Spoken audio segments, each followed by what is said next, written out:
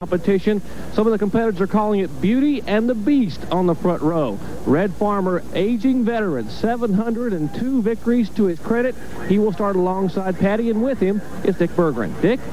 Jerry, he's a 39-seasoned veteran, but he's got all the enthusiasm of a starry-eyed rookie. He's driving an ex-Winston Cup car that had been sitting around with a for sale sign on it for 2 years. They couldn't unload the car, so he persuaded the car owner, who just happens to be Davey Allison, that the best way to sell this automobile was to put it up in the front at Talladega and maybe win the race. And then he went out and borrowed an engine, Bobby Allison's engine, the same one that he won the Goodies 300 with. They redid the sheet metal in the car, and here he sits. Red Farmer, can you win your second career victory at Talladega today? I really believe we can. The car is performing real well. It's handling beautiful. It's the best handling car I've ever driven. And, you know, this is my hometown track, Talladega, so naturally I'd like to get another win here because, you know, you don't know how many more years you got left in you, so you want to get them while you can. But I really believe we've got a real good chance. If the car runs all day long and still running on 6 cylinders into the race, I think we've got a good shot at it. Bob Jenkins? Thank you very much, Dick. So a relative newcomer and a veteran on the front row for this ARCA 500 coming up next, and we'll be back with the starting lineup in just a moment. Back in Talladega, Alabama for Speed World today, ARCA competition, 500 kilometers, 312 miles on the world's fastest speedway, and this is the reason why. It is 2.66 miles in length at tri-oval. The banking is 18 degrees in the tri-oval and 33 degrees in the turns.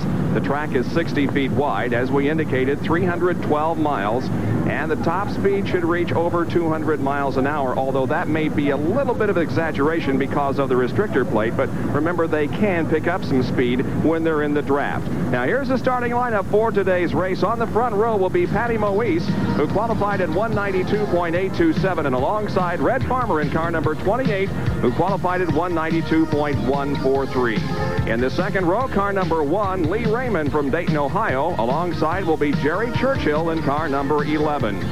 Going to row number 3 now, it's Grant ADCOX, who has a tremendous record on this speedway in car number 2, and Mickey Gibbs in car 31. The fourth row consists of David Sosby in car number 92 and Don Marmer in number 50. The fifth row, Tracy Leslie in car number 72 and Bob Reback in 34. Row number 6, 12, KIRK Bryant, and 24, Paul Hansen. Going to row number 7, it's Bob Keselowski in car number 29 and Keith Seegers in 55. Glenn Walker and Clay Young make up row number 8. Going to row number 9, it's Bill Venturini in 25 and another female driver, Patty Simcoe, in number 54. In the 10th row, Bob Dotter in car number 8 and Joey Sonntag in 56. The 11th row consists of Scott Stovall in number 0 and Tom Usry in number 70. David Boggs and Mark Gibson in number 7 and number 3 make up row number 12. In the 13th row, it's Bobby Gerhardt in 85 and Dennis Langston in 73. The 14th row, 39, Ricky Woodward, and 40, Ben Hess. Bobby Jacks and Dave Weltmeyer make up row number 15. Row number 16 has Larry Moore in car 01 and Jerry Huffman in 36. Then open wheel veteran Tom Bigelow in car number 60 and Mike Oliver in 06. Bernie Robidart and Robbie Cowart make up row number 18. In the 19th row, it's Dave Tomczak and Ray Tucker. Row number 20 consists of Gary Wydrower and Bill Ingram. In the 21st row, it's Don LeDuc and David Simcoe. So those are the 42 starters in today's 500-kilometer race from Talladega, Alabama. And as you can see, the cars are now rolling out onto the speedway for a couple of warm-up laps. We'll be back for the start after this. About 32 to 35 laps on the tank of fuel here. Even though the 6 cylinders with the 1 1/4 inch carburetor restrictor plates might be able to get a little bit better mileage than that.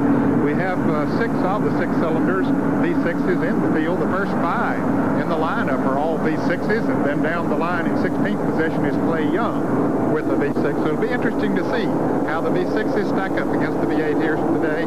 Certainly they did okay in qualifying. When we talked to Patty Moise on the grid just a few minutes ago, she mentioned the experience around her, and indeed that is the case with Red Farmer on her outside. Behind her is Lee Raymond and Jerry Churchill. Raymond in number 1 and Churchill in number 11. Grant ADCOX, many-time winner here at Talladega, in car number 2 in the next row. And then Mickey Gibbs, who won the ARCA race at Daytona in February. The pace car pulls off of the racetrack. racetrack and goes down into pit road. The cars come through the tri-oval. The start-finish line here is located on the straightaway just before you get to turn number 1. So it's down the racetrack further than it is at Daytona. Patty Moise leads down 41 other cars for the start of the 500-kilometer ARCA race. The green flag is out, and here we go. Red Farmer was sitting on go when they dropped the green flag, Bob. He was able to jump out into the lead. And Patty Moise just a little slow getting her car up to speed, and so she drops back into second position as Red Farmer takes the lead. Lee Raymond is running in third spot, but now Patty begins to pick up the pace just a little bit and draw closer to Red Farmer as the cars go off of the 33-degree banking in the first and second turns and head down the long backstretch, which has no banking to it whatsoever. It's completely flat. There you see Patty Moise chasing Red Farmer. And look at Grant ADCOX on the inside of car number 1, Lee Raymond, and Grant ADCOX is moved into third position already. He has 4 consecutive wins here at Talladega. Really knows how to get around this racetrack, as he showed, moving up into the third position.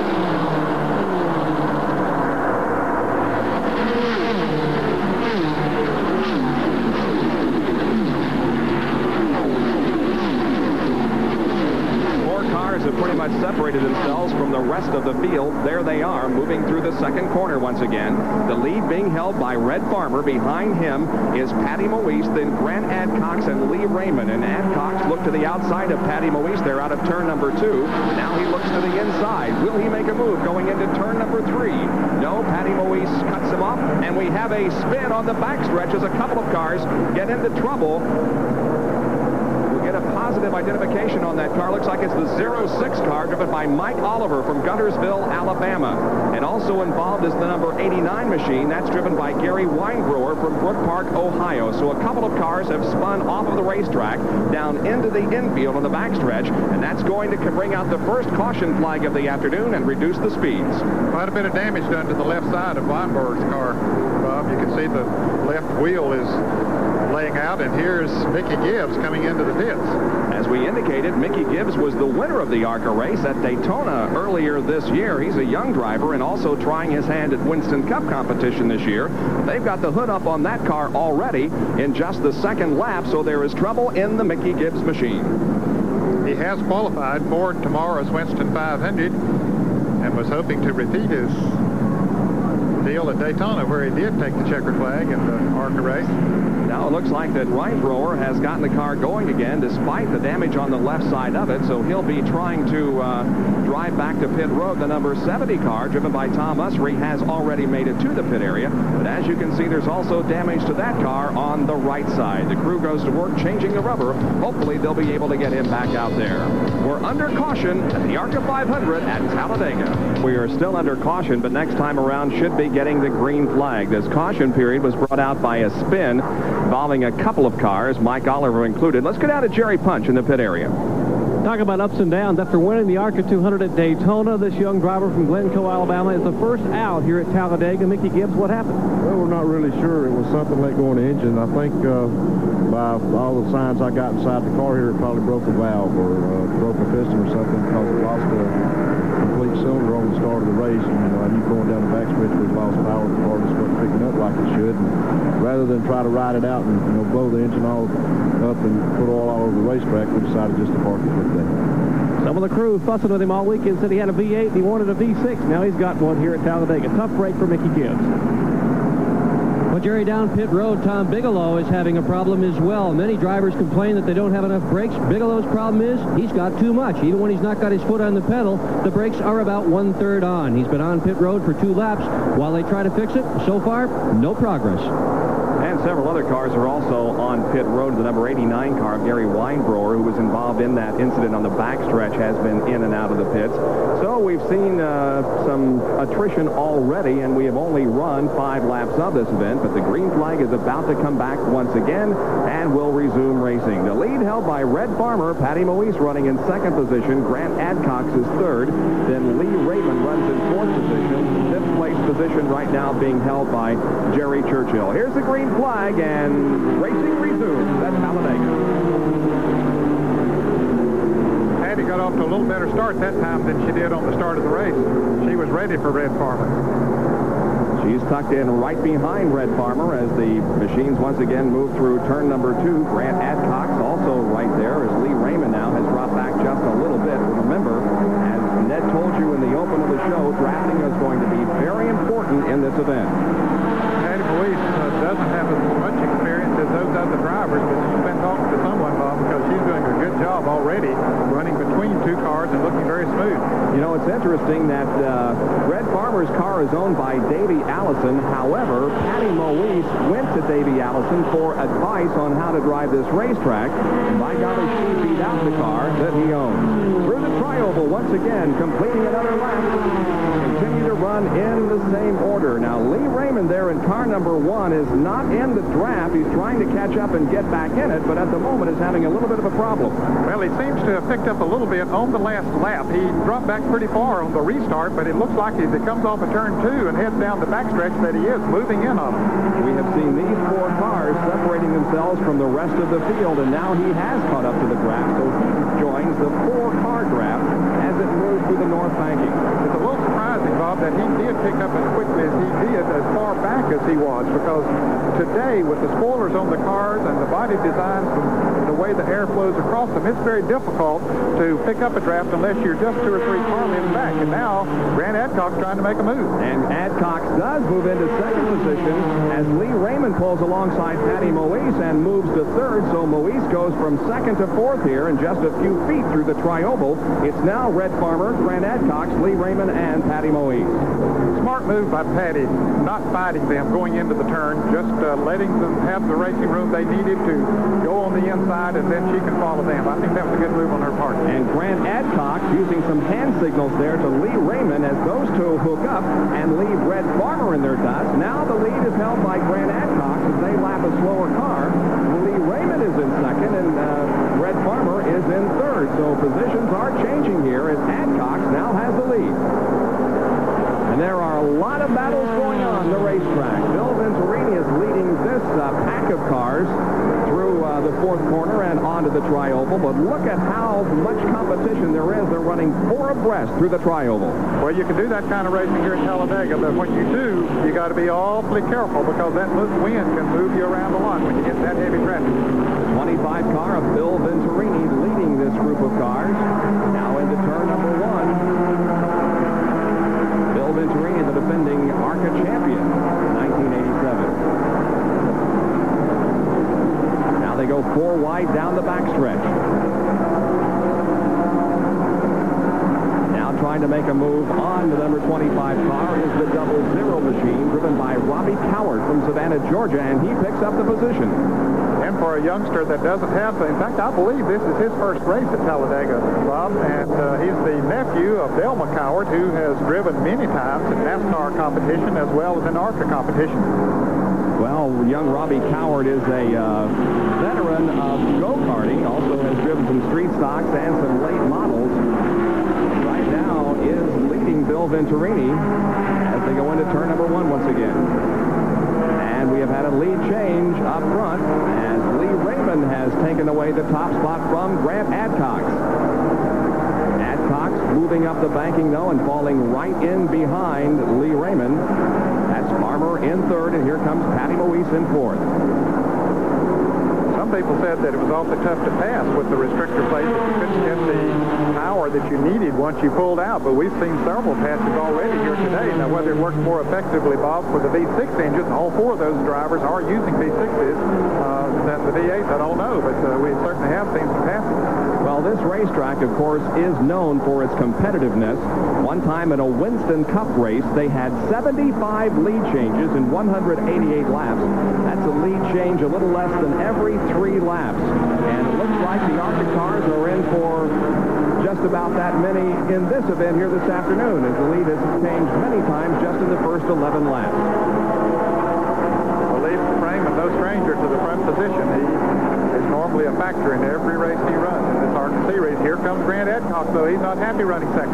Moving to the inside at the start-finish line. Let's see who has the lead on this lap. Well, it's close. I think maybe Adcox had him just by a bumper or so. Now they move through the 1st and 2nd corners just about low side of the racetrack. And here comes Raymond back to the outside and once again moving to the front. And Red Farmer can't make his mind up of which one he wants to follow. He can help one of those drivers pass the other one, but he don't know which way to go. And Patty Moise has had a problem in car number 37. She has dropped back out of there, and apparently something has happened to the engine in her car. And there she is, moving slowly down the backstretch, dropping the car to the apron on turns 3 and 4, so Patty Moise may be coming in for a pit stop. Tough break for the young lady who has won her first pole position and became the first female ever to win a pole position in ARCA competition. Now ADCOX has the lead with Red Farmer in second and Lee Raymond in that third position. As you indicated, Ned, drafting very important as Red decided to hook on to Grant ADCOX as they moved down the backstretch, and those two were able to pass Lee Raymond. We'll be back with more of our coverage from Talladega, Alabama and the ARCA 500. Cause of a mechanical problem rather than a crash. There's the pole sitter, Patty Moise, and here's Jerry Punch.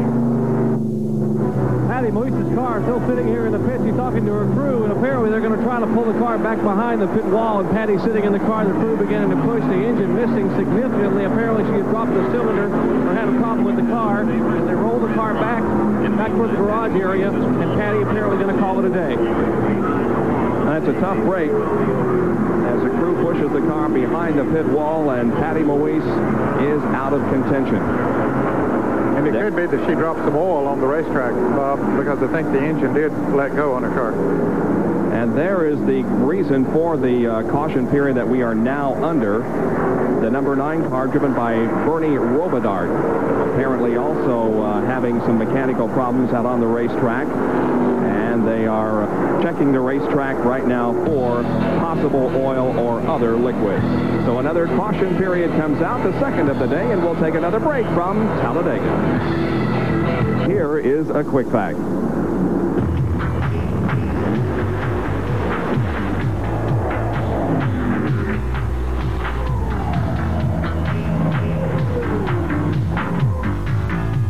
Historically in racing, no division has had a more clearly defined battle line than ARCA.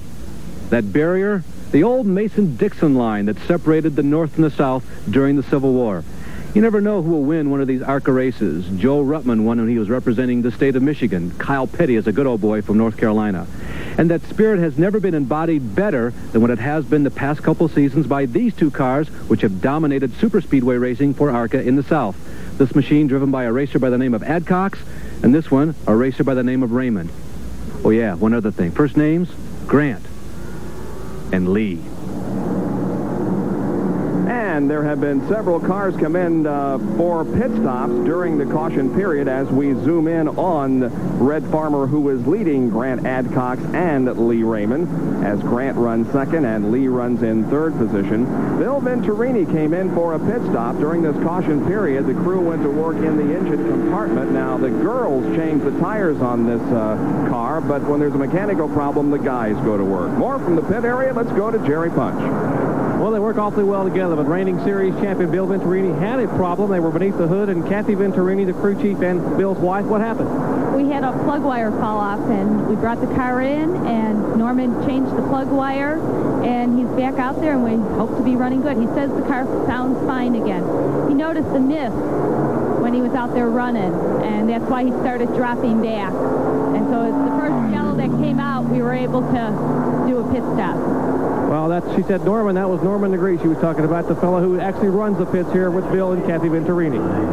All right, thank you very much. Bill is on the tail end of the field, or near the tail end, but he did not lose a lap, so he's got a lot of racetrack between himself and the front runners. The green flag comes out, and we are back to racing at Talladega ARCA competition on this Saturday afternoon from the world's fastest superspeedway.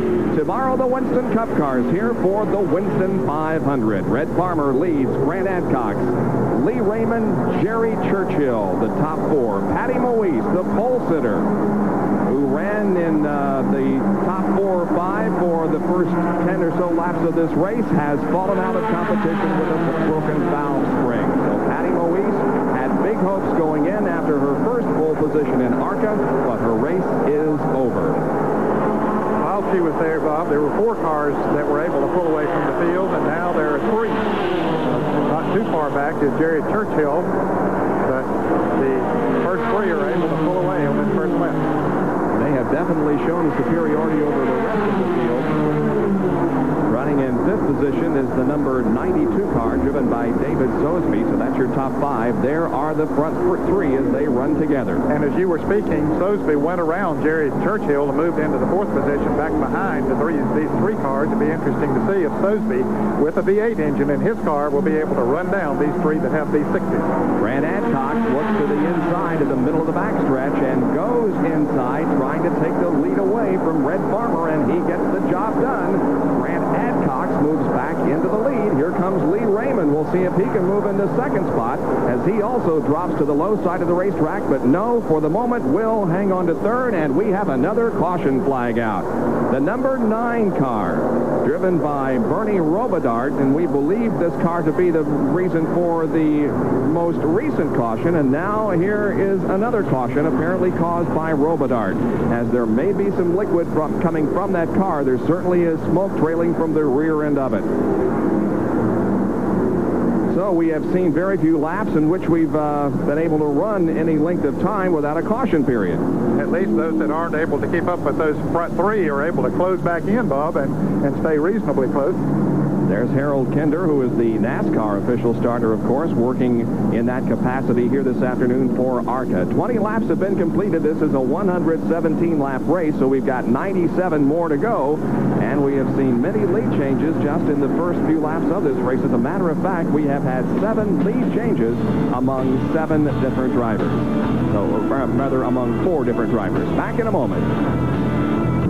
ESPN Speed World today at Alabama International Motor Speedway in Talladega for the ARCA Permatex 500. The leader is Grant Adcox, and here's some work going on down in the pit area. They're changing the windshield on the 55 car driven by Keith Seegers. Now, Bill Venturini has once again come into the pit area for a stop under this caution. They did some more work in the engine compartment, and Bill once again was able to get out without losing a lap, but he's at the tail end of the pack. There goes Keith Seegers back out on the racetrack. Field is coming off of corner number 4 and will be racing to the green flag here as the pace car has accelerated and is about to pull off into the pit area, and we will go back to racing.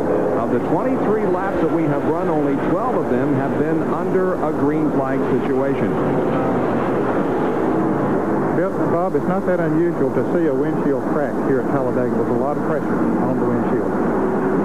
Green flag comes out once again, and the race resumes. Lee Raymond has a poor start. The red car there, 3rd in line, and he has 2 cars up on the banking and is about to lose that 3rd position as Grant Adcox and Red Farmer streak away from the rest of the pack. 3 abreast coming off that 2nd corner, and Lee Raymond has his car to the inside.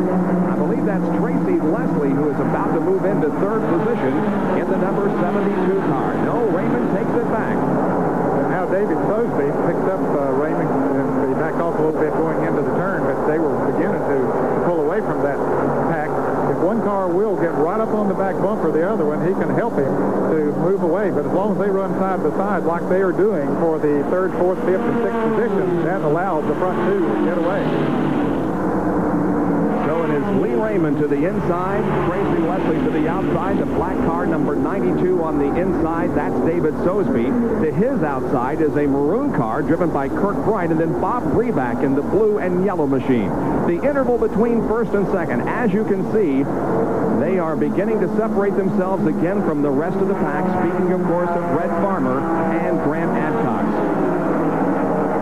Lee Raymond trying to get a little bit of help from David Sosby back there. Sosby would get right up on his back bumper. You see when he goes into the turn, he backs off a little bit. They build up momentum, and it starts to push Raymond by the Leslie car, but then he backs off, and that just slows him down. So to be effective in the draft, you have to run right up on their bumper, but one driver can certainly help another one in a situation like this. And as we have indicated, these drivers have driven Talladega before. Many of them have, but on the other hand, most of the ARCA races are on the slower and smaller speedways, and so therefore they're not quite as accustomed to drafting and racing at this speed as some of the other drivers are, for instance, in Winston Cup. And two, when you're on the inside, like David Sosby is there, the car will tend to get a little bit looser when you're in that much traffic. The air is really foiled up there, and it will make the car looser going into the turn. That's why he has to back off a little bit, because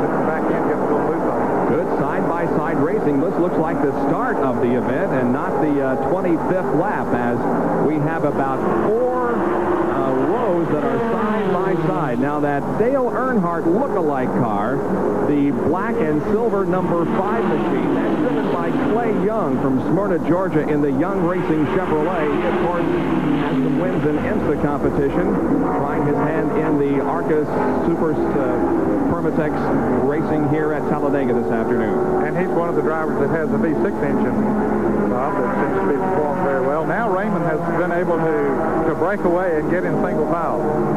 He drops low, trying to keep everybody else out of his draft as he tries to move away from the rest of the field. Back up front, meanwhile, is Grant Adcox and Red Farmer running in first and second position. Farmer now seems to be content to sit there and ride on the bumper of Grant Adcox because he knows that they pulled away from the 3rd, 4th, and 5th place cars by a good margin. And he doesn't have to worry about somebody coming up and making a move on him in the immediate future. Dick Bergeron has a report from the pit area.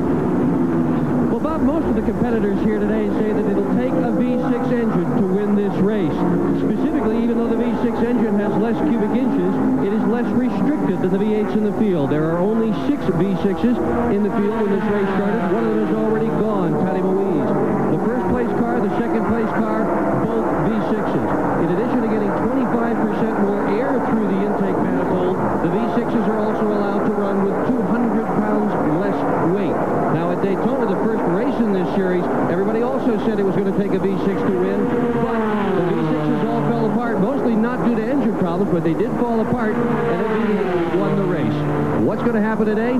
Count on a V6, say most of the competitors. Well, we'll answer that question about an hour or so from now. Right now, it is Grant Adcox as your leader and Red Farmer running in second position. Now, in addition to a difference between V6 and V8 engines, we also had, of course, the tire war here in ARCA this afternoon as 11 of the starters began this race on Hoosier tires. The rest of them, of course, on Goodyear. The last lap was run at 195.308 miles an hour.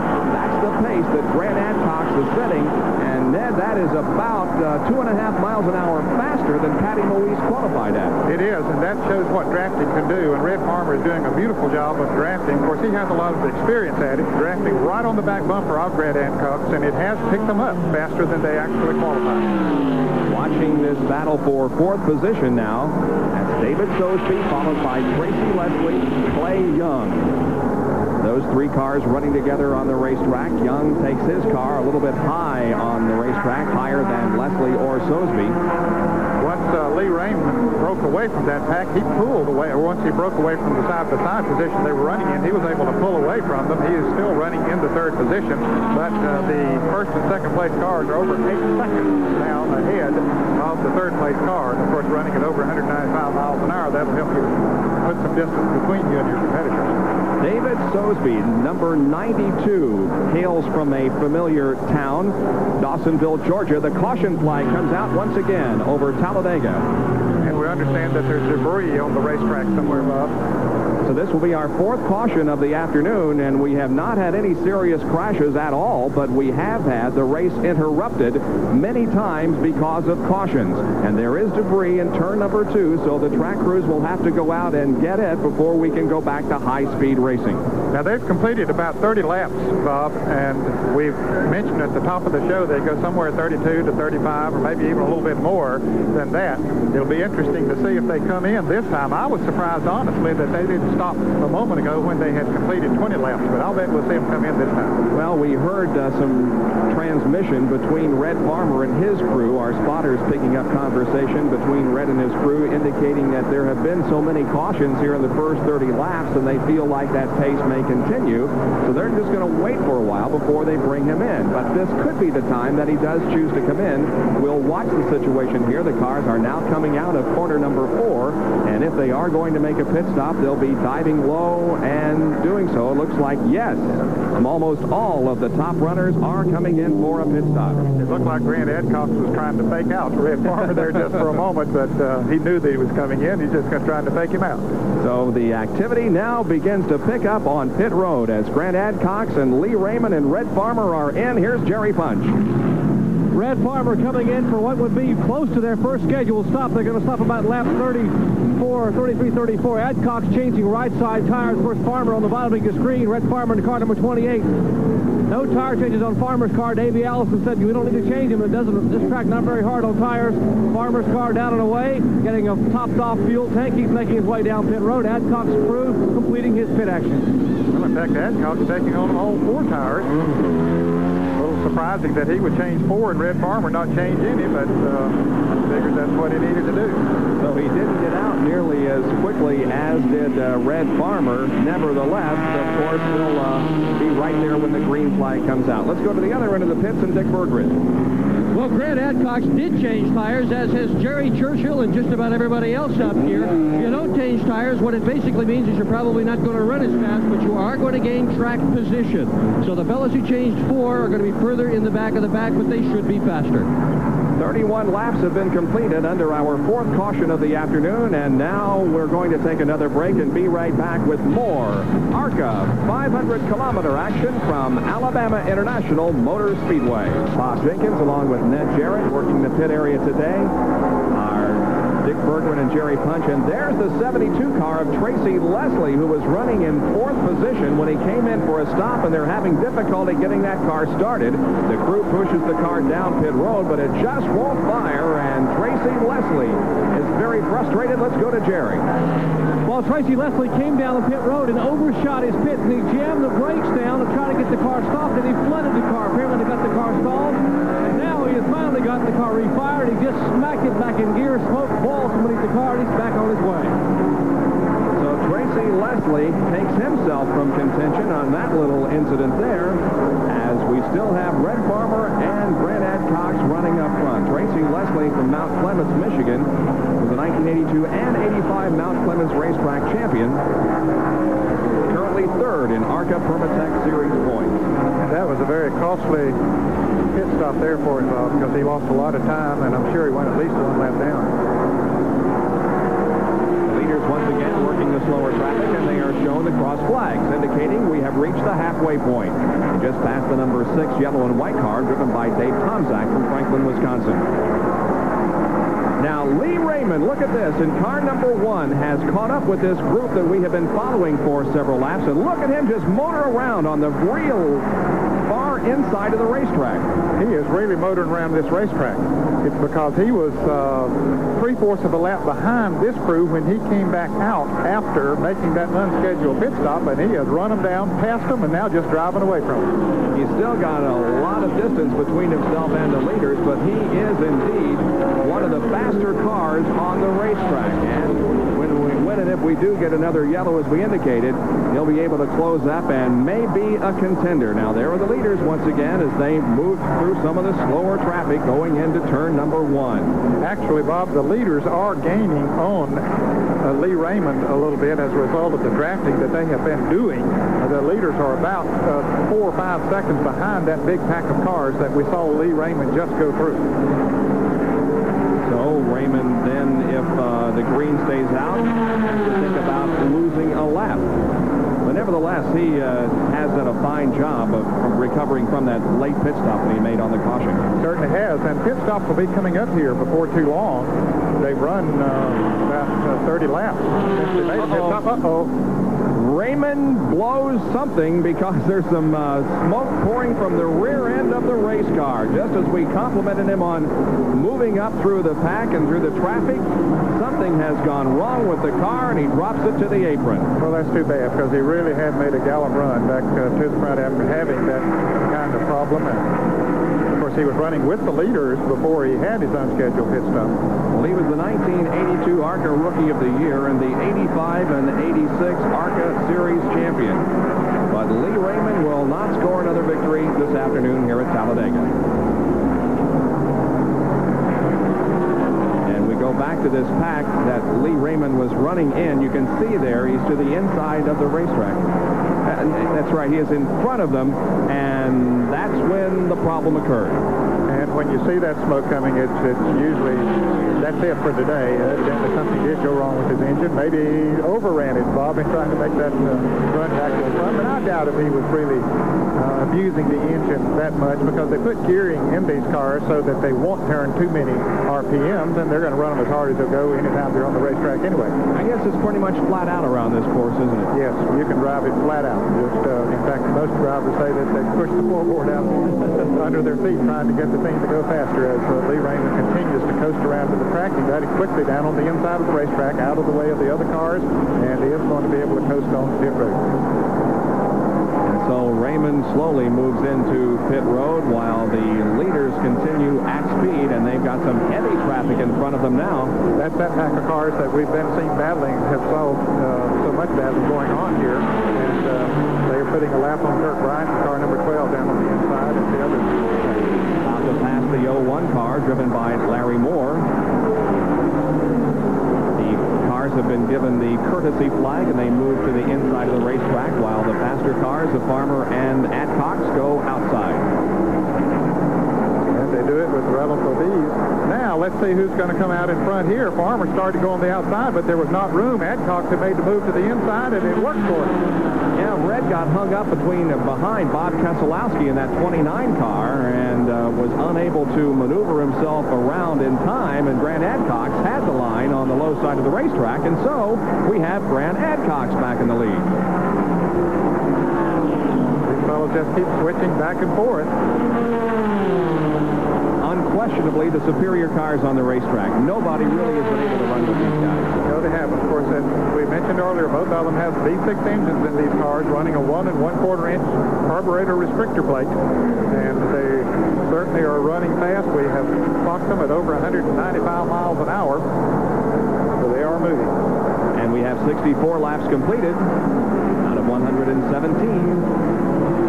In fact, Bob, they are moving so fast that now they have built up a 30-second lead over the third-place car, who is David Sosby. And in fourth position is Bob Breback, and now being shown in fifth is the 50 car driven by Don Marmer. Back in a moment at Talladega. Leading Red Farmer at the ARCA 500 from Talladega, Alabama International Motor Speedway. It has been a Grant ADCOX and Red Farmer race to this point, with the two of them switching the lead several times. Down to the pit area for a report. Well, I'm with Lee Raymond. Gee, it sure looked good before all the smoke came out of it. Yeah, the car was running exceptionally well today. This new Chevrolet V6 was doing its thing. You're pretty happy with his performance in general? Oh, yeah. The car was running good. Pieces break, and that's what happened. Can anybody catch those two leaders? Is anybody out there strong enough at all? No. There's only one other car, and it's in the pits now. And that certainly was Lee Raymond's car. Bob? All right, thank you very much. Well, here they are again. They get separated, but they then are able to catch up with one another again, and it is ADCOX and Farmer still battling it out.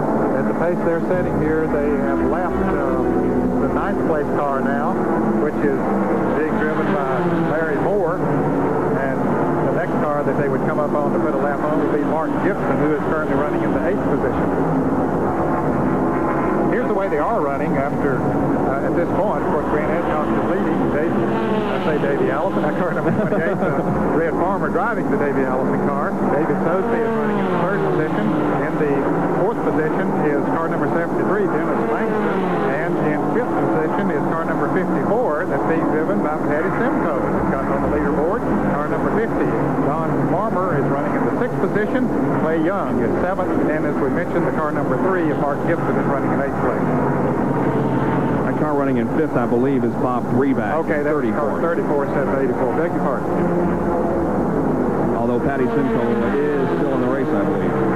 One of two females that started this competition, the pole-sitter Patty Moise, an early out.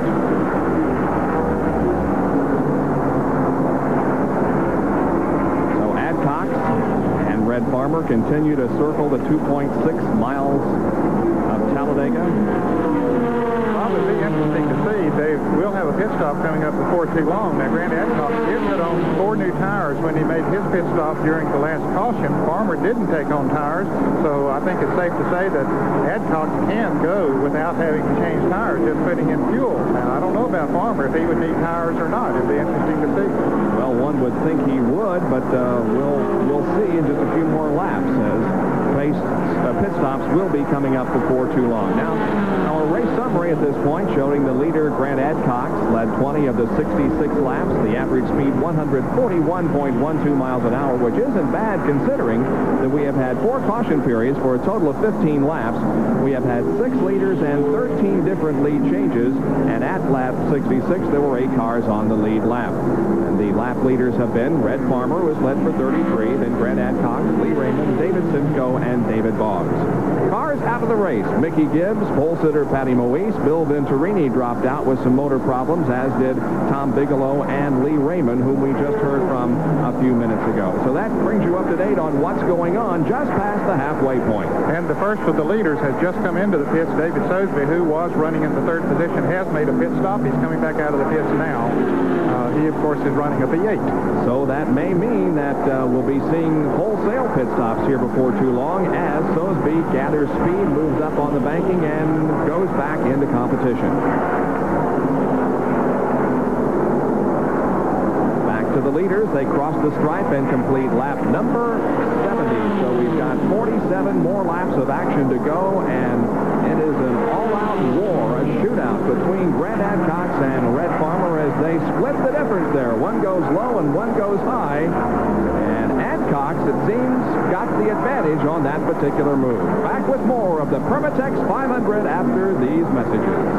Second now has stretched out just a little bit as Grant Adcox made a move to the inside to pass a slower car, and Red Farmer went to the outside, and Grant definitely came away with the advantage. No doubt about that. That's the biggest margin that we have seen between first and second since the green flag dropped earlier. Now, is he going to have difficulty catching up, you think? He's out of his draft, certainly. No question about that. He'd have to run him down just with raw speed and horsepower from his own car, and it might be very difficult. But don't forget, we have pit stops that are coming up in just a few more laps, and so that really isn't as much of a factor as it would be if the pit stops had been completed and we were racing toward the checkered flag.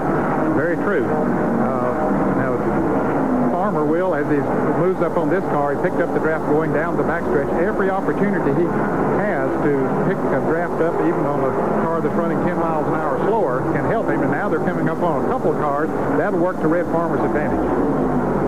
Davey Allison, who is the crew chief and owner of the car that Red Farmer in second position is driving, is watching his man out on the racetrack and no doubt conferring with him on the radio, giving him advice as to when the next pit stop should be. And of course, we mention again that Davey will start from pole in tomorrow's Winston 500 Winston Cup race. Now, as they pass those couple of slow cars, Red Farmer was able to pick up a little bit on Grant Adcox. I still want to call him Davey Allison with that number 28 on it. But he is picking back up on him, so he's close enough now that he's got the draft of Adcox. Yep, you can see him just moving in, now within a car length, and indeed, Red Farmer has caught Grant Adcox again. We understand that Red Farmer will be coming in on lap number 75, and this will complete lap number 73. So according to radio communications that we have been monitoring, Red Farmer will come in less than 2 laps now. And I suppose Grant Adcox will be coming in. It'll be interesting if they come in at the same time. A lot of times when cars are drafting together, they like to come in when the other one does and stay in that draft. Of course, their big hope would be to beat the other one out, but they leave that up to the pit crews to work out. Do you suppose then that Grant Adcox crew is listening to Davey Allison on the radio and they're going to make simultaneous pit stops? It'd be interesting to see if and a lot of times that happens. They do tune in to the frequency of the other team so that they know what's going on. And I guess that's legal. 74 laps complete now. Next time around, Red Farmer should be coming in for a pit stop. We'll wait and see if that indeed does occur. This could definitely be the outcome because we have run now many laps without a caution, and if we can go the rest of the way without a caution and all green, how they come out from their pit stops could definitely determine who's going to win. There's been a tremendous amount of hand signals going on between Adcox and Farmer as they go down the backstretch. There has been, and it might be that they're signaling, okay, I'm going to stop in one more lap or 2 more laps or whatever. All right, they come off the 4th turn banking, and are they coming in? Yes, Looks they are. like they're coming in at the same time. Adcox and Red Farmer come in for their final pit stop of the afternoon, and they do it on the same lap. The pit crews now have the responsibility in their hand to get their driver out as quickly as possible. And Grant Adcox spins on pit road and knocks one of his crew members. They have severed one of the air hoses. Let's go down to the pit area. Everybody down here appears to be okay. The air hose has been unhooked. This is the worst kind of thing that you can have happen on a critical pit stop. Adcox just came in too hot. He lost it. He has now got the car turned around. These, by the way, are not all his regular crew members. Red Farmer is going to go out. Farmer's going to beat him back on pit road. That's no surprise. These are not his regular crew members. Most of these guys are from Billy Dingman's team. Greg Stash is the ordinary driver. They're going to change 2 tires on that stop to try to tighten the car up. They didn't have time, and there goes Adcox in a cloud of an awful lot of smoke. Well, I'm not sure, but I think maybe the body is rubbing on the right rear. You think so, Ned? Well, it might be, but he also was spinning that wheel. Here he is coming into the pits, and he just came in a little too hard and hit one of his crewmen, but the crewman got up very quickly, thank goodness. He was ready for it and sort of helped to throw himself away from the car. Here's another angle as he comes in. You can see the wheels are locked, and it just sends him spinning around. And we have a crash on the speedway also as the 24 car of Paul Hansen has looped down the backstretch, so all kinds of activity going on now. Now, this does bring out a caution for those who had not made a pit stop, who will gain an advantage for them. The 24 car is sideways in the infield on the backstretch. The 34 car of Bob Brevac right here is the leader. He will stop he will cross the line in the lead, and now we'll be able to make the stop under caution. Yes, it's definitely been an advantage to him. Of course, it'll allow Grant Adcox also to come back into the pits because, as Dick Berger pointed out, they wanted to change tires on that car, but after the little mishap they had there, they didn't have time to do it for him to get back there. In fact, I doubt if they even got the car full of gas because he didn't stay in the pits long once he got the car righted. And also, there were several cars that they had lapped that have gotten back in the lead lap. Now let's go back to the pits. I'm going to tell you, anything that could go wrong at Adcox pit is going wrong right now. They just went out to change tires. The air hose got caught in the little barrier that they use here to keep people out of their pit area. They've got to change all the guys you see here, the same guys that were involved in that last pit stop. Nobody is injured, clearly. Jacking the left side tires. That was going to be a 2-tire change. They wanted to adjust this automobile with 2 tires. Now they've got the yellow flag. They got a chance to do 4 tires. They changed the air hoses on this thing in order to make this pit stop. And there goes Adcox. He just touched his crew member as if to say, I'm sorry, I didn't mean to do that. And you know he really didn't. Ned, this is just totally uncharacteristic of a Grant Adcox pit stop. Well, it really is. Grant is a very easygoing type of an individual. He doesn't get overly excited, and to come in and just a little too fast, evidently hits the slick spot there. It looks like there is something on the pit road there, and when he locked his wheels down, it hit that and just sent him spinning around. So everybody is okay, and there goes Grant Adcox back out onto the racetrack, but certainly quite a development here in this 500-kilometer at Talladega, Alabama. On the Bob Brevac car and the number 11 car of Jerry Churchill right behind him. Looks like both drivers will get 4 new tires. Now here's Adcox's pit stop that turned in to be a disaster. And the rear wheels were locked as he came in, and it looks like there's some oil there in his pits or something wet. And as we see him come down again, and from a different angle, you can see the rear wheels will lock on it. There they are, locked. And when it does, he let it go for just a moment, but then the car's sent spinning around. Dick Berggren. When you were talking about the possibility of oil in Adcox's pit, actually there's a possibility of oil just ahead of his pit, which could have caused those back wheels to lock up. We just had 2 cars go into the garage area, both of which had blown engines, both of which left a trail of oil. Now that's just about a pit and a half away from Adcox, so that may well have been his problem. Adcox is a very experienced driver. It'd be very unlike him to lock it up like that going into the pits. So for the second year, we have seen an incident on pit road. You remember a year ago when we were here, a very bad fire in the pit area. And now a situation that turned out not to be serious at all, but indeed it could have been. Everybody's okay after that Grant Adcox pit stop. So the caution remains out at Talladega, and we'll be back with more of our coverage right after this. Misfortune here for a top runner. Let's go to Jerry Punch. One of the questions was whether Red Farmer could make it the rest of the way on fuel. Now, Farmer came in, as we look at this chart being kept by Deborah Allison, Davey Allison's young wife. Farmer came in on lap number 31 originally. He came back in on lap 75. That's 44 laps he ran under green. You only have to go 42 to 117 to finish the race, so there's no problem for Farmer. He can make it the rest of the way on fuel. So Red has made his final pit stop of the afternoon. Now, Grant Adcox has been allowed to pass the pace car and fall in on the tail end of the lead pack, despite the fact he's a lap down. I'm not sure that we had documented the fact that he has been shown as a lap down because he had come into the pits too early before he got caught up to the field. But according to the word that we get is that one of the cars didn't slow down, and it was an entrapment type of a situation, and he was allowed to go all the way around and come back to the tail end, as you just mentioned. So the pace car is going to remain out on the racetrack because they're going to have to get Clay Young's stalled car off the racetrack before we can go back to racing. Today's coverage of the ARCA 500 from Talladega, Alabama, being brought to you by Purolator, the first name in filters for Pure Oil now and Pure Oil later. It's Purolator. By Gates, a trusted name in automotive products for over 75 years.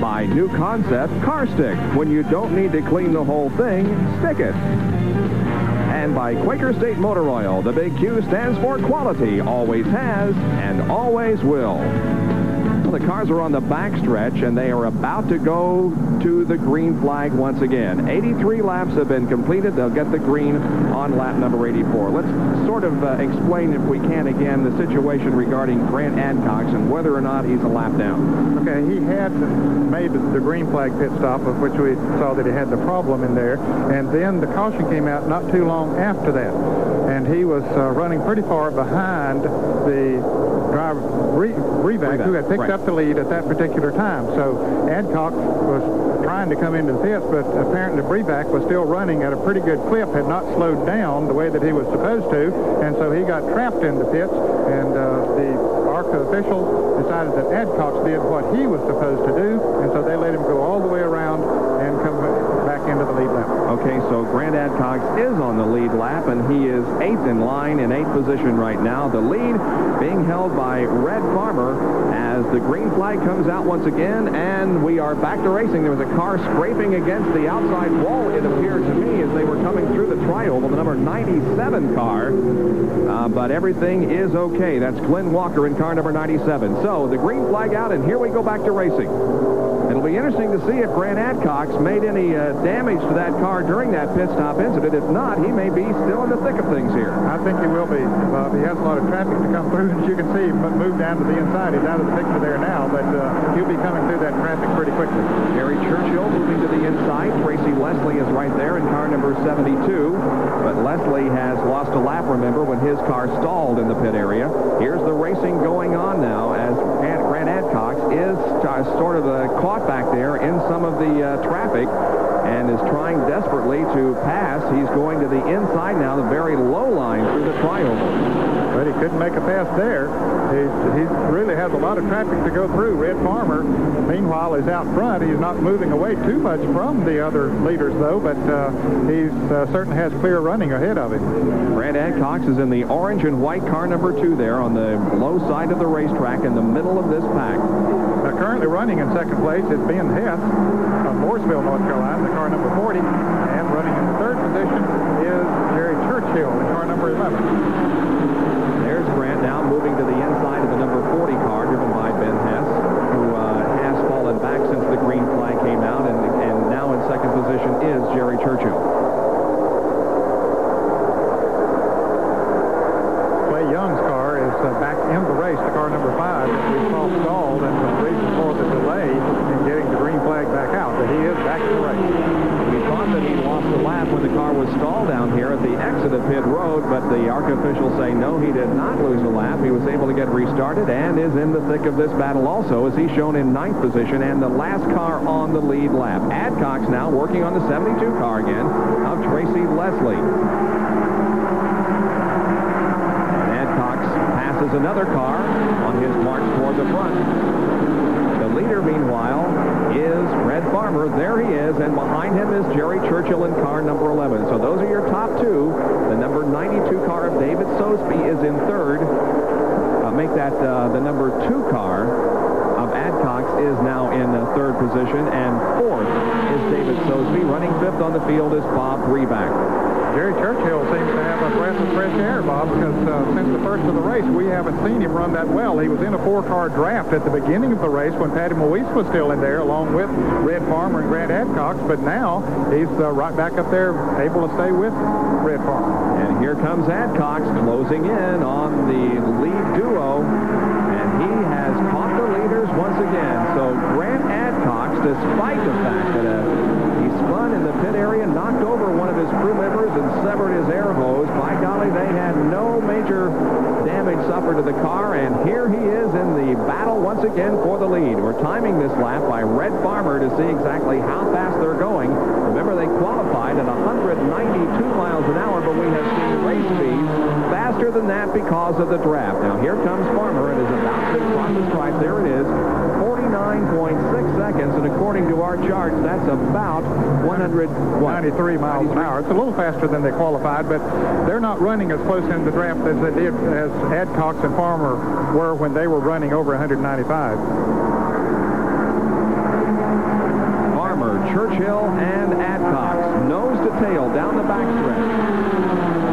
Well, notice how easy it was for ADCOX to catch. Well, I started to say he hadn't made a move to pass, but boy, look what a burst of speed he put on. He just blew Jerry Churchill right off the racetrack. Now he's tucked in right on the back bumper of Red Farmer, and others have caught Jerry Churchill. The battle for third begins now to heat up, but I think we may see a lead change here in the next lap or so, as ADCOX has certainly suffered no ill effects from that near disaster on the pit stop. Well, we've seen those two cars run together all day long, and they've switched positions back and forth several times. One would have the advantage for a while, and then the other, but now we're getting down to the nitty-gritty. Not too far to go, although there's still a lot of races to go, but still, you got anything extra, now's the time you want to begin to show it. Well, Grant ADCOX perhaps has in mind justifying what happened earlier, or trying to make up for what happened earlier, as he's telling his pit crew members, hey guys, I made a mistake coming into the pits a little bit too fast maybe and hitting some oil, and I'm going to make that up to you and myself, and I'm going to win this race. He has won 4 in a row here. He and Davey Allison have won 4 each out of the last 9 races. Red Farmer is the only other driver to interfere with that twosome as far as winning here at Talladega. It's pretty amazing that in the races they've had here, they have only had 3 winners: Davey Allison, Grant ADCOX, and Red Farmer. And it appears as if they're going to continue that streak, as Farmer and ADCOX are first and second, and Davey Allison, of course, not competing in this event. Excepting as a crew chief. Right. ADCOX now to the low side, pulling alongside of Red Farmer. Let's see if we have a lead change here. And now we have a couple of other cars that have caught the lead draft, including the number 11 of Churchill and the 92 of Sosby. And Grant ADCOX moves into the lead. He'll be shown as the leader of lap number 91. And look at David Sosby coming up on the outside. Churchill begins to fall back a little as he got to the inside of the racetrack and perhaps lost a little bit of the draft, but David Sosby now right there in third and looking strong. Sosby running a V8 among those V60s. Now he wants to make a move on Red Farmer, but Farmer says, nope, I've got this position right now. Let me stay here for a little while. And remember, that Sosby car is a former Bill Elliott car owned by Lucky Compton of West Virginia and is sponsored by Bill Elliott, Ford, and Mercury. Sort of left Jerry Churchill now. Churchill's car not performing quite as well. I don't know, but he's still not that far back, but he's about to lose the draft. And David Sosby is going to have to give it everything he has to stay in the draft of those two. He's beginning to lose a little bit, as there you can see Jerry Churchill, who's on the extreme right side of your screen, and he is off the pace just a little bit and out of the draft, but trying to catch up.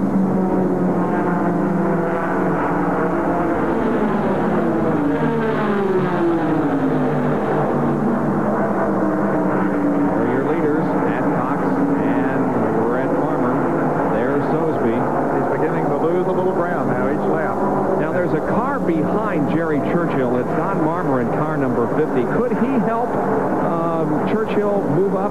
He could possibly help him. There's that Breback coming up behind him. He's been running very fast all day. And, yeah, if they can hook up together, they could possibly pull back up to the leaders. However, Farmer and ADCOX have been running so fast today that no one has been able to stick with them for very long.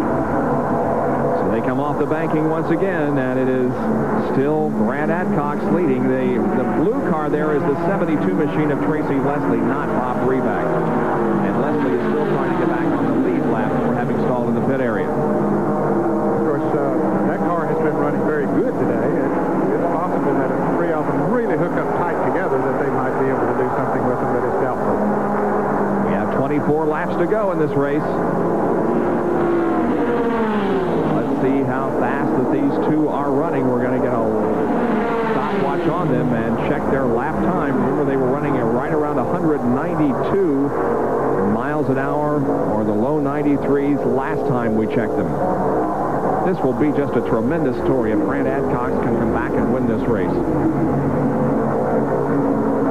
They have certainly overcome some adverse circumstances today. Back in the lead. Farmer is doing a very good job of drafting, Bob. He's staying up there about a half a car length back, and even when he goes into the turns, he doesn't drop back that much.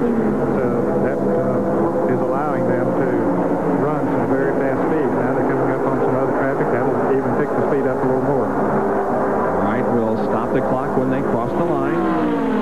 ADCOX now pulling away from Farmer just a little bit. Here it is.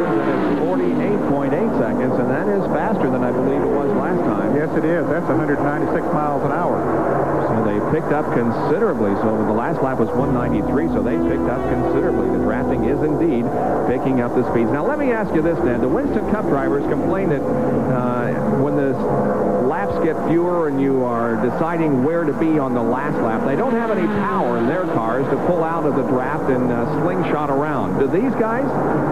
I don't think they have much more power than the Winston Cup cars. However, I've been surprised at the amount of passing that we have seen between these two drivers today, Bob. And so I don't know. Maybe the V6 does have a little something extra there that the V8s do not have. Now, the Winston Cup drivers, I think most of the time if you ask them now that they prefer to be in the lead when they get the white flag lap and let the rest of them shoot at them.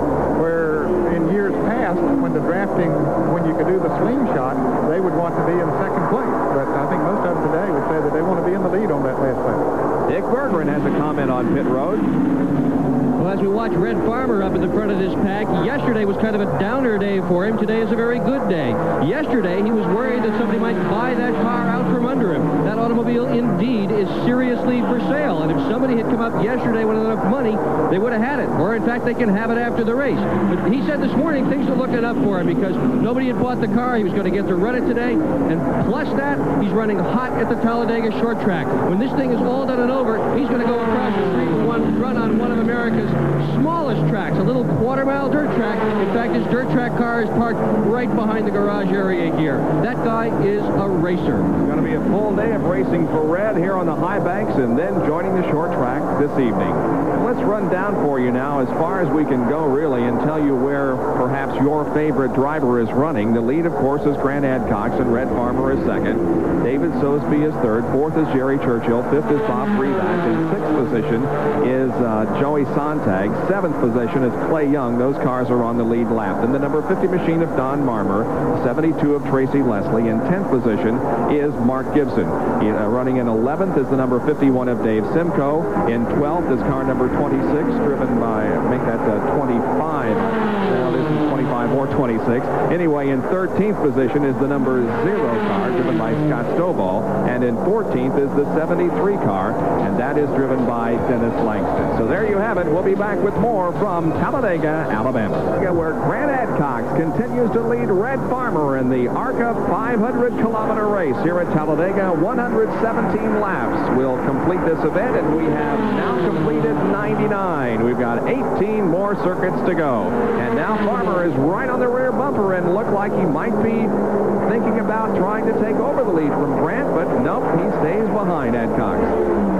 They're pulling away from the third place car, which is the car number 92 of David Sosby, by about a second a lap. Once they hooked up together and started drafting the way that they're doing now, they just literally ran away from the rest of the field. And here's a great battle for third. That is Jerry Churchill in car number 11 and the number 92 car of David Sosby. And Sosby has been running in the top 5 for most of the race, and Churchill has just been kind of laying back, but he is certainly showing some strength here in the late stages. Car running very well. Of course, he's not able to pull around Sosby. Sosby with the V8 Ford and the V6 Chevrolet engine in the Churchill car. Jerry Churchill from Dearborn, Michigan. Side by side through the tri-oval for third position here, and I believe that Sosby will be given credit for third as they cross the line, but now Churchill inches ahead on the bottom of the racetrack. And here are the leaders going through traffic. Farmer goes on the outside, Adcox on the inside, and this time it worked to Farmer's advantage. So Red now has the lead, as Adcox will have to play catch-up.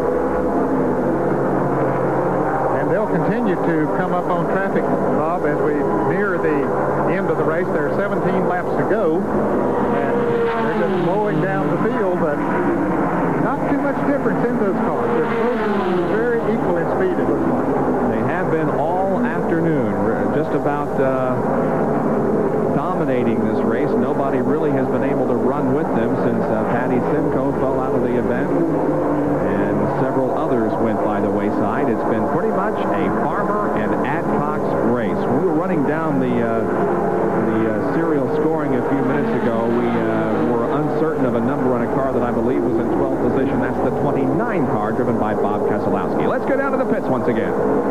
I'm with Pete Card. He's crew chief for Grant Adcox. And Pete, you keep looking at your watch and shaking your head like you don't believe these 196-mile-an-hour speed. What are you going to tell Grant to do? Is it smart to stay in second, or has he got to get the lead?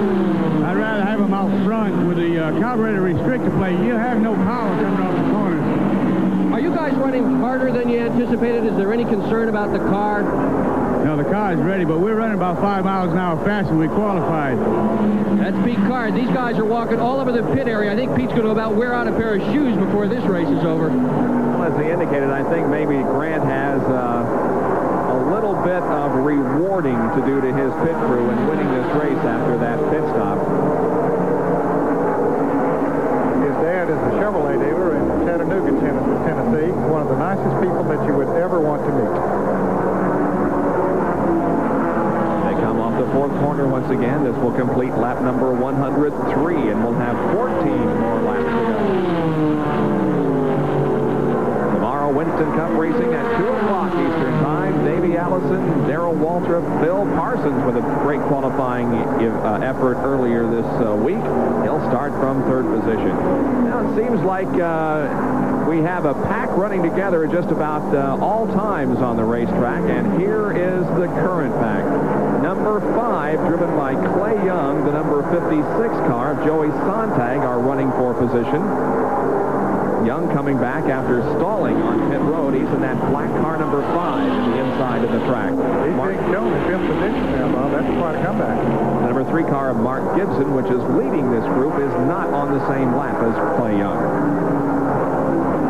Okay, a lot of cars are running together. There are about 12 cars in that pack as we see them come off of turn 2, and they've been jockeying back and forth for position. It's amazing that a few of them haven't gotten together. You can see the maroon-looking car back there of Kirk Bryan, and here's the car number 29 coming down on the inside. Of course, that car being driven by Bob Keselowski. Dennis Langston also there in car number 73. That is also a battle for position. Simcoe is also in this pack of cars, as the leaders once again continue to run in the same order.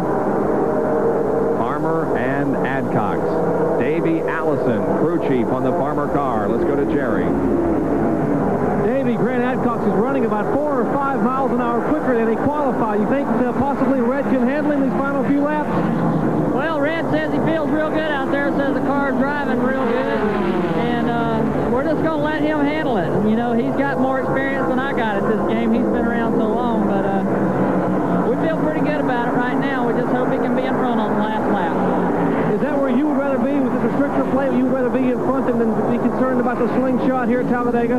Well, I'd rather be out front, you know, going by what happened at Daytona.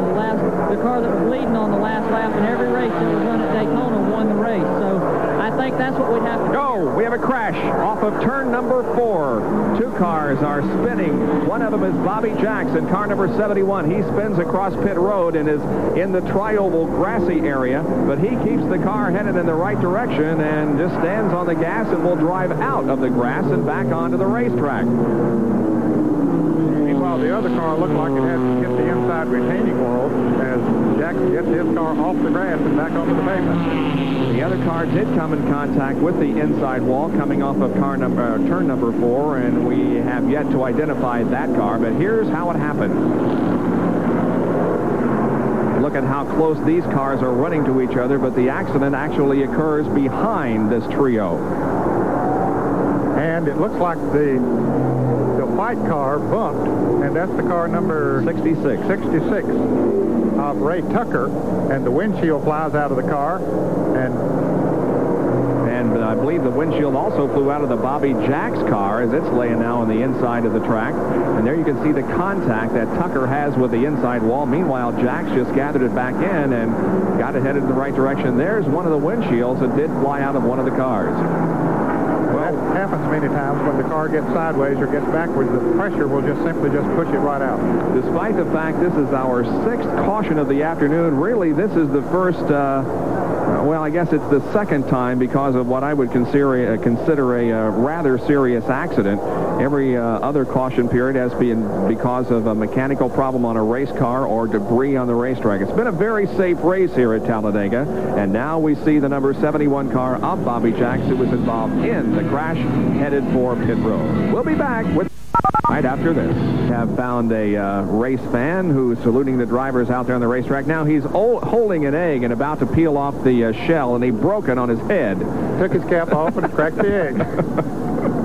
All right, we are cautioned because of a crash up in turn number 4, and here's how it happened. It looked like the car number 5 slowed just a little bit, and the car number 3 tapped him as you saw the flame come out of the car number 3 there as he backed off, and then the 29 car had to slow, and of course that got the car number 66 of Ray Tucker hit him and turned sideways, and then of course the car number 71 of Bobby Jacks spun as a result of it. All the cars just simply got jammed up together when one car in front just seemed to slow just momentarily. So Jacks and Tucker involved in that crash, but only Tucker has to be taken off of the racetrack as Bobby Jacks was able to continue. We have seen packs of cars running like that just about all afternoon long, and that was really the first time that anybody got into serious trouble. I think these ARCA drivers have done a tremendous job in making a very clean and safe race here this afternoon on this exceptionally fast racetrack. They're showing 7 cars on the lead lap, Bob, and none of them pitted during this caution period. Of course, Jerry Punch had already documented the fact that none of them would need to pit, or Red Farmer at least did not have plans to pit, and of course if he could go that distance, everyone else could too. Of course, Red Farmer leading, Grant ADCOX in 2nd, David Sosby is 3rd, Jerry Churchill is 4th, Clay Young is in 5th place.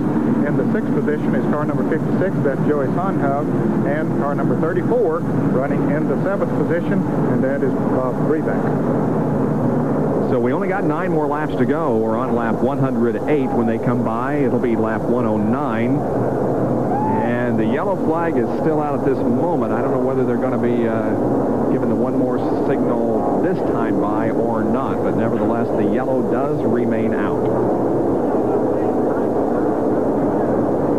There you can see the number of cars that are still in this race. And really, we have had quite low attrition. tell you, the ARCA cars today, Bob, are a better breed of race cars than we saw when they first came to Talladega a number of years ago. Many of these are Winston Cup cars. In fact, they're very similar to the Winston Cup cars as far as the structure of the cars are concerned, and they're just a lot better racetrack cars. Most of them used to bring even short track cars, many of them, I should say, would bring short track cars here to race because they only had one race car, and many of them would have to bring them here. Let's go to Dick Bergman in the pit.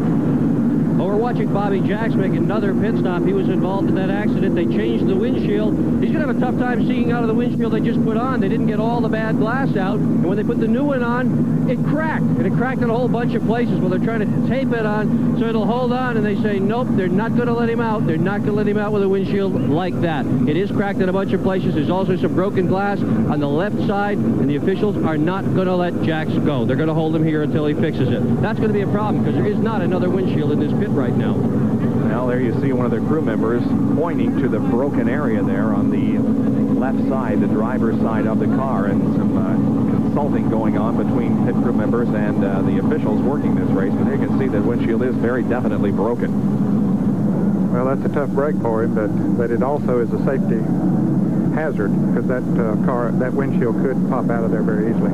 Sounds like that Jacks has shut off the engine and is going to be climbing out of that car. Meanwhile, the field is on the backstretch, still under yellow, but we'll be getting the green flag this time around on lap number 110, so we're going to have a 7-lap dash to the finish. Is it going to be Red Farmer? Is it going to be someone else? Grant Adcox or someone else? Now they've got a brand new windshield, it looks like. That looked like it was cracked. It's cracked, too. Oh, boy. Well, that one does look like it fits pretty well, at least as they stick her down in the slot, but you can see there are some cracks on it. I guess the wind hitting that windshield is just so great that these windows can pop very easily. Yes, they very definitely can. All right, the pace car drops off the track again. Again, we got 7 laps to go when they cross the line. The order in which they are running. Red Farmer is the leader. Second place belongs to Grant Adcox. In third is David Sosby in car number 90. And in fourth position is Jerry Churchill. Here we go. 7 laps to the finish. And quickly, Farmer and Adcox move away from the rest of the pack. They just want this race between themselves. It's been that way most of the day.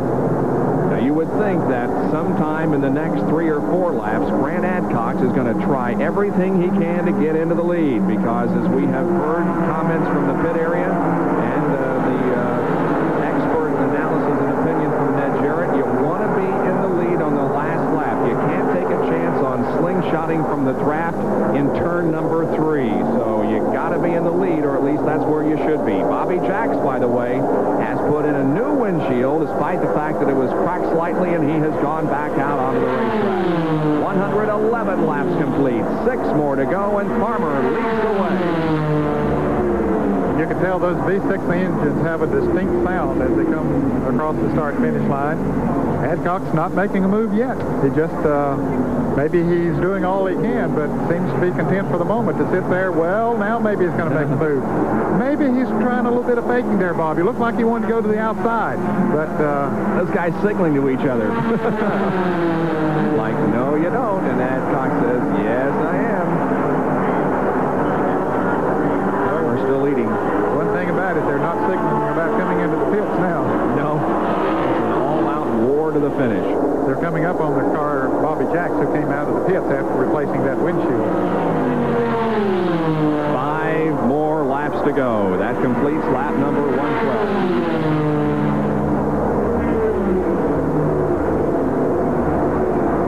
Running in the middle of the racetrack, certainly giving Grant Adcox all the room that he needs to make a pass if he can. But apparently that's where his car works best. In fact, most of the day he has run pretty well in the center of the racetrack, and that just seems to work better for him. Meanwhile, when we have this battle for the lead, there's also a pretty good tussle going on for that 3rd spot, as Sosby and Jerry Churchill have been battling it out. And now Churchill in the red and orange number 11 has gone into 3rd spot, and Sosby back to 4th. Now beginning to size him up, Bobby. He's looking at each side. He looked low for a moment, and he looked high. Whether he's trying to fake Red Farmer out, and I'll tell you, that's a tough job to do because that man's been around. Here's a crash, car number 77. That's Don LeDuc has crashed, spinning down the racetrack, and this may mean an end of the race under caution. And it's up on turn 4, but he gets out of the way of the leaders, and they'll race back to the start-finish line. So Grant Adcox may be having to make a move right here if he's going to win this race. I don't think there's much debris on the track, and his car, LeDuc's car, is off the racetrack, but nevertheless, the caution has come out. This could be the battle to the finish right here. Let's see what happens. Red Farmer still has the lead. They're going to race off of corner number 4. Remember, the start-finish line is way down toward turn number 1, so they've got a lot of racetrack to go to that line. Red Farmer holding off Grant Adcox. Looks like he's going to be able to do it. Here they come. Yes, Farmer crosses the line. Will that be the end of the race? I think it might, Ed. It very well could be. The crew thinks it might be. They're happy, of course, that Red was able to beat him back there, and at least they know that they got a very good shot of this race finishing under caution. Look at Davey Allison says, yep, I think we got it, guys. Because the pace car is in a position at pit exit to go onto the racetrack. And we completed 114 laps, so when the pace car picks them up, it will be lap 115, and that's only going to be 2 more to go. So I think we're going to end this race under the caution. Well, here's what happened to car number 77. It's behind this pack. There it is. And he gets loose, whether he cuts a tire or something, and backs it into the wall, and then it goes around. The front end touches the wall and just continues 360s around and around and around. Looks like he was running pretty much by himself, so yeah, that may indicate that a tire was cut or something else happened that caused him to loop up there in turn number 4 and hit the wall. This is Don LeDuc from Plymouth, Michigan. Of course, you can see it. He's out of the car. Yep. To get his radio equipment unhooked. There's the car, which doesn't appear to be too badly damaged. Most of the damage is on the right side, both at the front and the rear. Pace car has picked up the field, and we've only got a little over a lap to go now before the end of this race. So they would be scheduled, I believe, to get the white flag the next time around, Bob, and then of course the yellow would still be out at that time, so I think it has to end under caution. Yeah, I think that they would be given a 1 lap to go signal, and that would be on lap 116. So yeah, I think this race is over. There is the trophy that will be awarded to the winner, and it may go to car owner and crew chief Davey Allison, who's refreshing himself after serving in that capacity all race long. And there is the car that he owns and is the crew chief on. Its driver is Red Farmer. Interesting situation. Davey Allison runs a number of the NASCAR Busch Grand National races, and Red Farmer is his crew chief when he runs in those races. So it reversed here today. Now, Red has done better as a driver than Davey has when Red was the crew chief. Now, I don't know whose fault that is, whether maybe Davey's a better crew chief than Red. Well, the number that ARCA is giving us is 706 career feature wins, and I suppose that is accurate, but boy, when you think back on all the many years that Red has been racing, you think maybe that there's 1 or 2 more that they missed somewhere. Well, he told me in a radio interview that I did with him this week that he had 706 career victories, and I said, well, when are you going to quit? He said, I don't know. He said, you know, when I got to 500, people started saying, well, is that the magic number that'll make me retire? And he said, he just kept on going. He got to 600 and said the same thing. Then he got to 700. He said, heck, might as well go and try to make it 800. Go for 8. This will be 707 for Red Farmer then. He was the winner here at Talladega in 1984. And he does get the white flag along with the yellow flag as they come back. So if that thing will just keep perking on 5 or 6 cylinders until he gets around, it's his. He ran his first ARCA race at Daytona in 1969, Red Farmer did. He won the 1971 Permatex 300 at Daytona. And Davey Allison and pit crew, they've really begun the celebration already as victory lane awaits Red Farmer. The white flag is already out, and the field is just circling under caution here before we do get the checkered flag. Jerry Punch, go ahead. Well, they've begun the celebration already here in the Red Farmer pits. And, Davey, congratulations. Your first win as a car owner. It's got to feel pretty good. Well, Jerry, you know, I'm just tickled to death for Red. We've been wanting to do this for him for a long time now. And to get him this win, you know, we know he don't have a whole lot of time left with his career. And he's been helping me out quite a bit, you know. And it's just a terrific thrill to do this for him. But I want to say thanks to a lot of people. First of all, I want to say thanks to Nathan Sims for everything he's done for us, and to my dad for letting us use this Wegner V6, and it's done a heck of a job today. And the old man has just done a terrific job out there driving it too. The old man, they say they don't know when he first won his first race. Your dad said he thought it was in Rome in a Coliseum and he was racing a chariot possibly. But what did you say to him on that last lap when the caution came out? You talked to him that whole time by when he was trying to stay in front of ADCOX. Well, I told him he just had to race him back to the yellow flag, you know, and that there was some debris up there. We don't have a spotter, so I couldn't tell him where the trouble was, and I just told him the trouble was off of turn 4, and he had to race him back to the caution. I'll tell you what, he's just a hell of a race car driver. No doubt about it. And you asked Bobby Allison how old Red Farmer is. He said, oh, about 107 or 8, I think.